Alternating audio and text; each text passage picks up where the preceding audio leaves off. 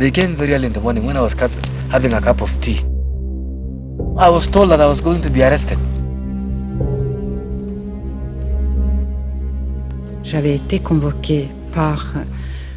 I was called in to see the public prosecutor, who told me he had it from a very reliable source that I was in great danger.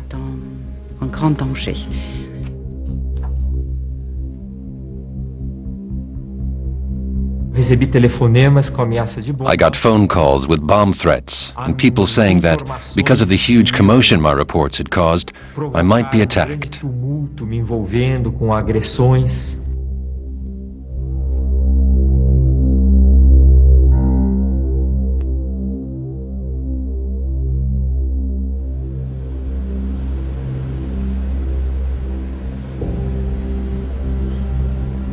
Anti-corruption activists like these three have had to get used to threats on their lives, because tackling cronyism and graft almost always means taking on those in positions of power.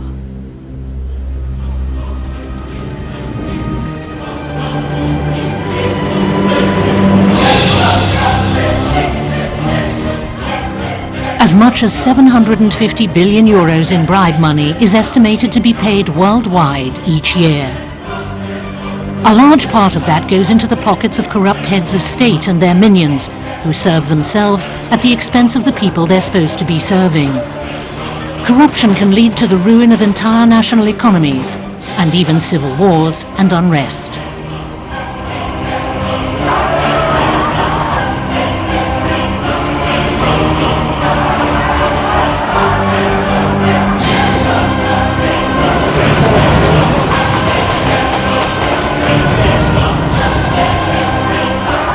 Essentially, corruption amounts to stealing from the public, but often in a way that's hard to trace.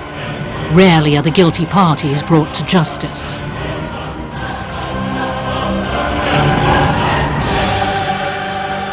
Its manifestations and effects are many and varied, from arms running to decaying infrastructures to environmental destruction and famine. The role corruption plays in them is usually underestimated.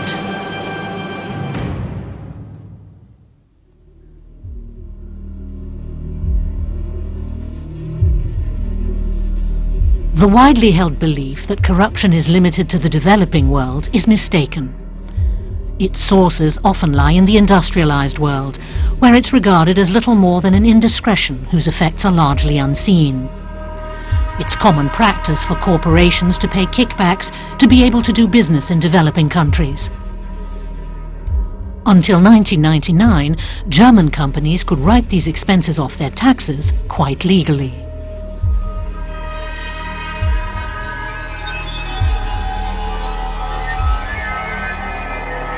Even within Europe, it's not unusual for the awarding of public contracts to be accompanied by payoffs to politicians, with far-reaching consequences for the sense of law and order in society.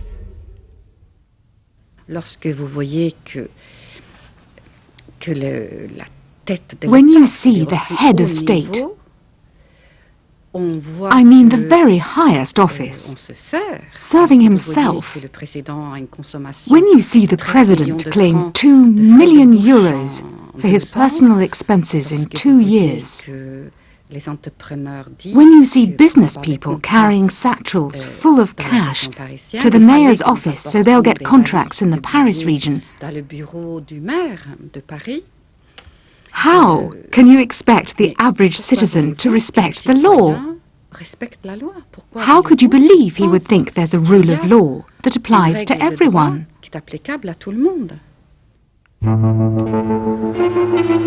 The scandal surrounding the French oil giant Elf Aquitaine serves as a textbook example for the extent of the damage corruption can do, even in a democratic society. That it was brought to light at all stands as a tribute to the courageous efforts and perseverance of individual activists like Eva Joly. Eva Joly was the investigating magistrate in the affair. For 6 years, she was unable to go out in public in France without bodyguards following her every step of the way. Eventually, she returned to her native Norway, where she lives in Oslo. In 1994, Eva Joly was commissioned to examine irregularities in Elf Aquitaine's business. But when she questioned the first witnesses, mysterious things started happening. Unfamiliar cars were parked near her front door, as if she were being watched. It gradually became clear to her that she was on the trail of a corruption scandal of unknown proportions. When I began to realize that I was being kept under surveillance, I wouldn't admit it. I thought I was kidding myself, that I was imagining it. After she began receiving open threats, she was placed under police protection. The chain of responsibility in the affair led to the highest levels of power. Insiders had long known that Elf Aquitaine was a clearinghouse for graft money. In 1998, Eva Joly ordered the arrest of the former French Foreign Minister, Roland Dumas. A wave of shock and protest went through France's power elite. How could this woman, a foreigner who'd come to Paris as an au pair girl, be so presumptuous? In the end, 37 people stood trial, among them Roland Dumas and his former lover, who turned out to have been paid by Elf Aquitaine to persuade the minister to be more compliant. A former CEO and his deputy were charged with misappropriating 300 million euros. After years on the run, they were finally taken into custody in 2001. The trail of the scandal led across national borders. 40 million euros allegedly flowed into neighbouring Germany as slush funds to facilitate the acquisition of a former East German state oil refinery by Elf Aquitaine.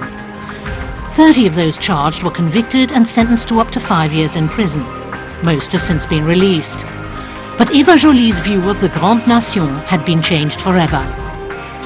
She readily heeded the Norwegian government's call back to Scandinavia's respectable shores.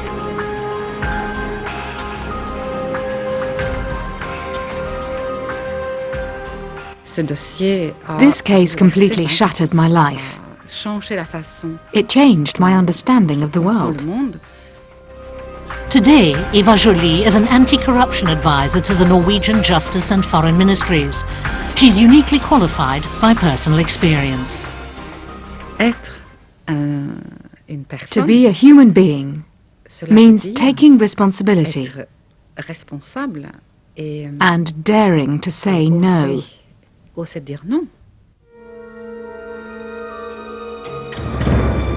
One who dared to say no is David Munyaki, and he's paying a high price for it. Only on rare occasions and in secret does he venture back to his hometown, Kenya's capital, Nairobi.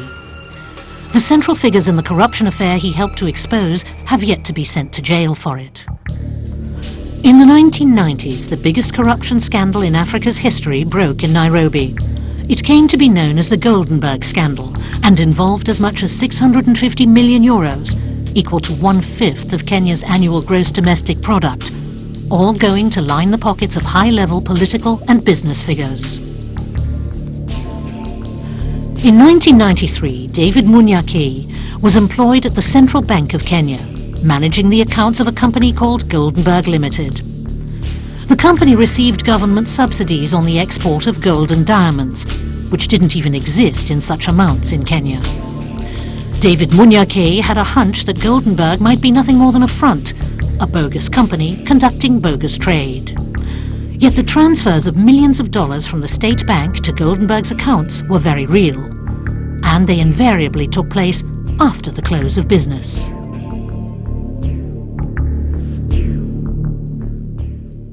It became so enormous that you could not imagine the withdrawals in a single day. So the whole thing had some political connection. David Munyaki needed hard evidence. He smuggled documents out and passed them to the political opposition. Before long, his superiors discovered what Munyaki was up to and sacked him. What's more, they threatened to charge him with embezzlement.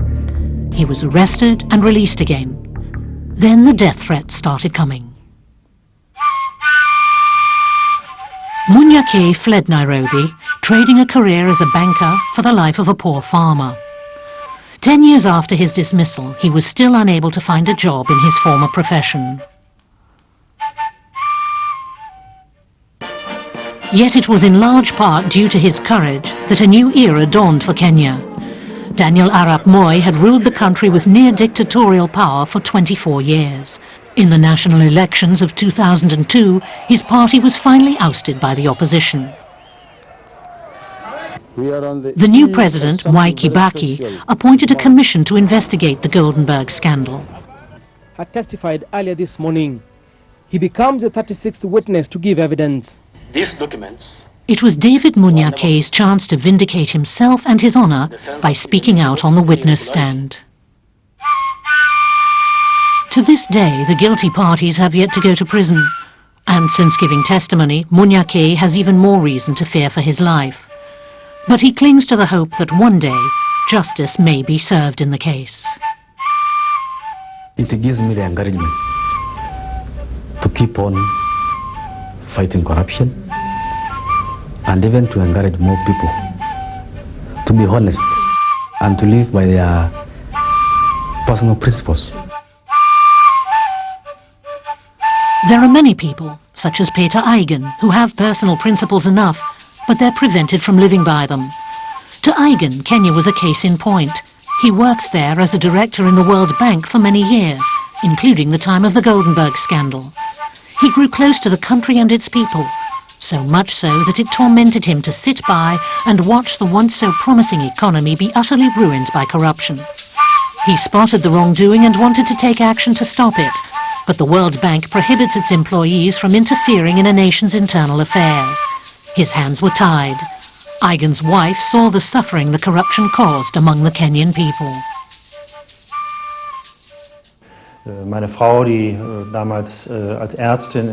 My wife was working as a doctor in slum clinics at the time, and she would get absolutely furious that medicines the World Bank or other donors had financed never reached the people.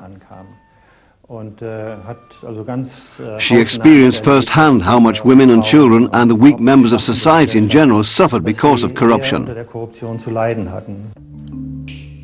Eigen could no longer tolerate the World Bank's tendency to throw money at problems without checking to see whose pockets it ended up in. And he could no longer remain silent when he discovered corruption in progress. In 1993, he quit his job to dedicate himself entirely to the fight against corruption.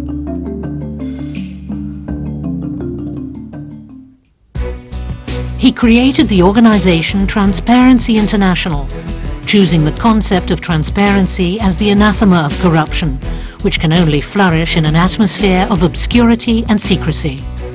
The idea caught on. Within 10 years, there were over 90 chapters all around the world. The aim of Transparency International is not to fight corruption by exposing individual cases, but by introducing targeted controls and improving laws. We didn't want to go on some ethical crusade against corruption. We wanted to create the legal instruments a society needs to protect itself against corruption. Peter Eigen travelled the globe, gathering support for his idea. He met with heads of state who sought his advice and leaders of industry who saw merit in his initiative. But this proximity to those in positions of power brought with it a very basic dilemma.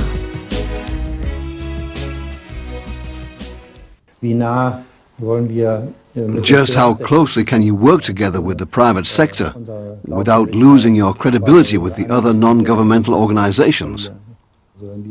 In Davos, for instance, we sit right in there with the others at the World Economic Summit and take part in workshops and presentations and chair meetings and try to sell our concept to the power elite of the world. While outside, our peers from the other non-governmental organizations are clashing with the Swiss police. Eigen is acutely aware that he has to perform a delicate balancing act whenever world leaders come to him, such as Olusegun Obasanjo, President of Nigeria, pictured here at Transparency International's Wall of Honor.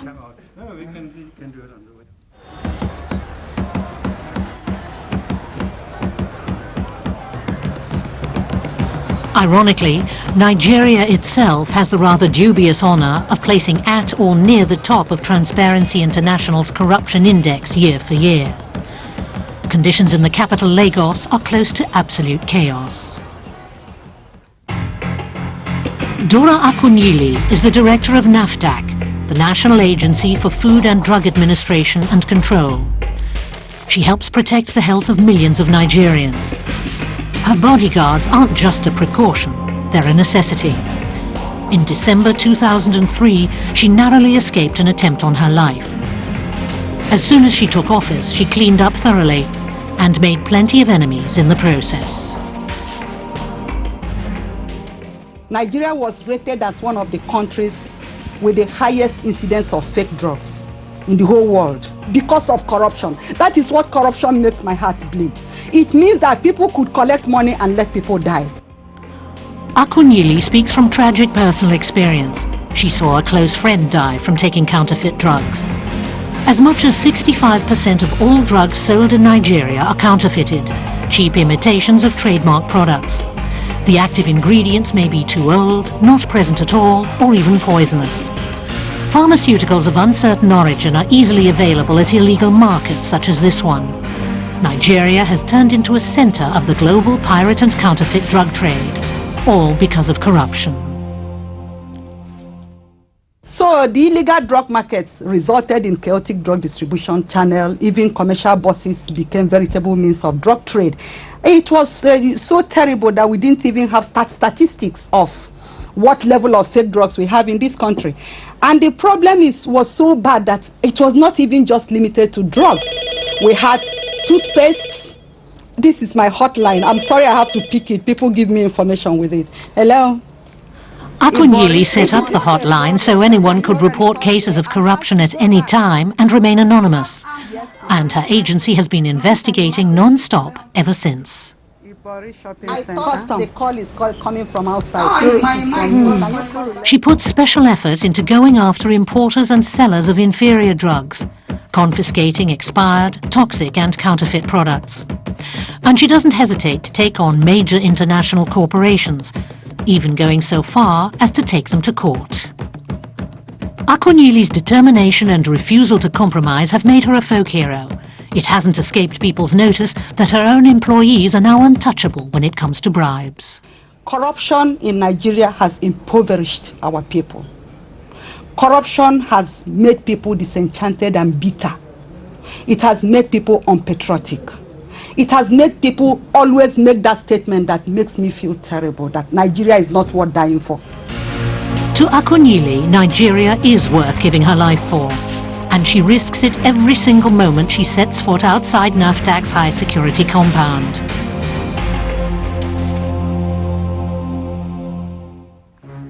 Usually, when corrupt officials loot the state treasury, they do so out of sight and out of reach of the public. But occasionally, ordinary people organize citizens' action movements. In South America, these movements have been enjoying a surge in popularity.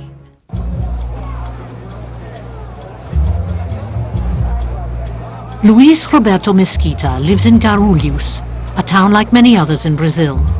And like many Brazilian towns, it has lots of traffic, homeless people, police officers, and corrupt municipal officials.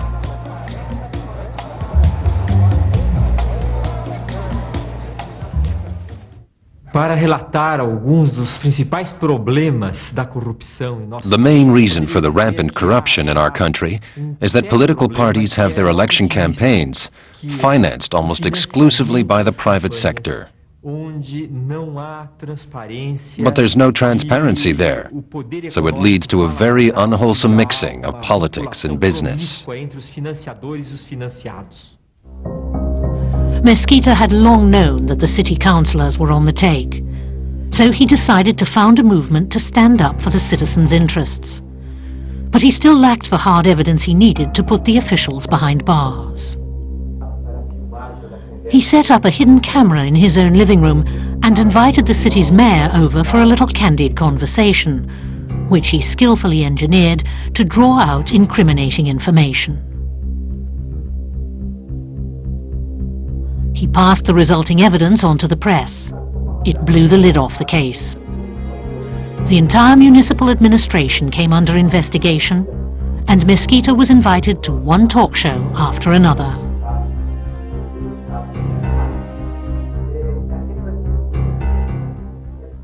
Assessor Foi também preso. The deputy mayor was arrested. One of the councillors apparently committed suicide. A number of business people were arrested and convicted. There were several criminal and civil proceedings. Bank accounts were frozen. All in all, it was a very successful operation. But there's still a lot left to be done. Mesquita's revelations became one of the top stories in the media, and he became the prime target of the disgraced politician's reprisals, which included threats on his life. Mesquita was not to be intimidated. He and his fellow activists have made it their first duty as citizens to keep tab on public servants, and they maintain close contact with the new mayor.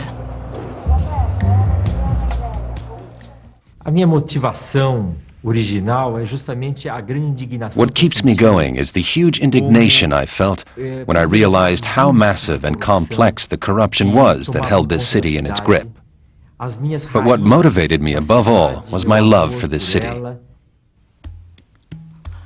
It was much the same loyalty to his home and his own people that motivated Anna Hazare.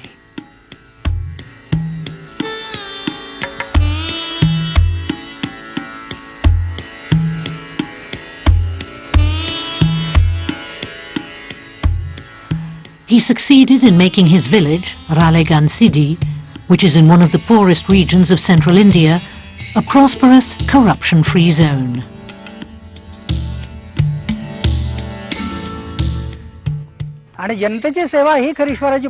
To serve one's fellow man is to honor God. I've come to understand that in the course of my life. I may live in a temple, but my God is not only present in this temple. The whole village is a temple, and its residents are gods. To serve them means to serve God. Anna Hazare is a fakir, a religious teacher who leads a strictly ascetic life. He discovered that the development aid promised by the government never reached his village because it disappeared into the pockets of corrupt officials first.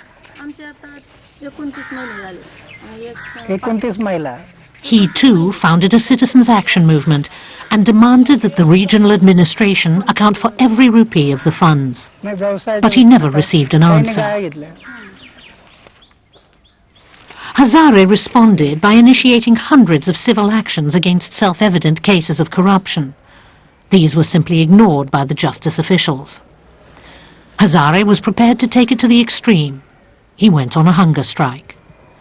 For weeks, hundreds of supporters gathered in front of his temple. The government could no longer turn a blind eye. Social forestry. Our crusade was the most successful in the Cabinet for Forestry and the one for Water Management. It was so successful, in fact, that 2 ministers were removed from their posts.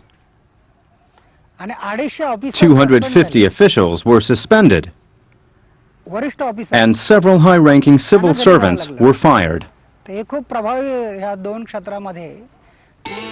In the end, Hazare and his movement were honored time and again for their struggle against corruption.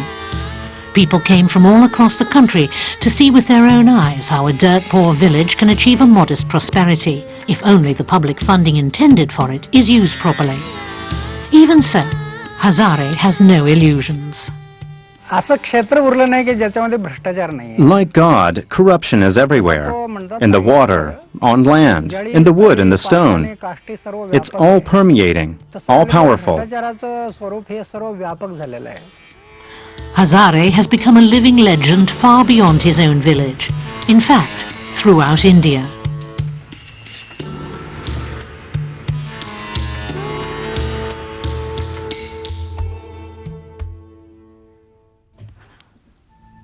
As encouraging as tales of one person's bravery may be, corruption is far too widespread to be countered effectively by individuals. As an appeal to responsibly minded people everywhere, the United Nations has declared an International Anti-Corruption Day. It's to be observed for the first time on December the 9th, 2004.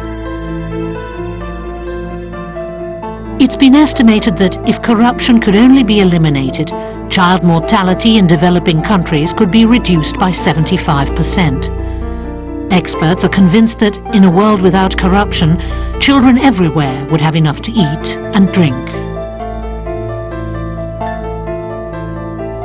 Even in the face of such dramatic figures, the awareness of corruption as a deadly cancer on entire national economies, rather than as a minor discomfort, has been slow in coming. Much too slow.